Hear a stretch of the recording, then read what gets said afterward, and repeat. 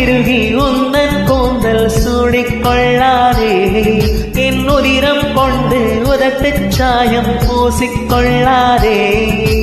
விண்மீன் பறிக்க வழியில்லை என்று கண்களை பறிக்காதே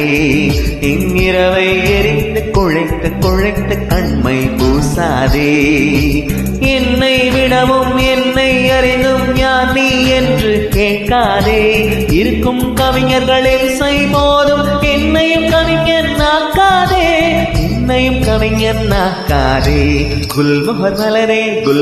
மலரே கொல்ல பார்க்காதே உந்தும் பட்டாவில் என்னை கட்டி தூக்கில் போடாதே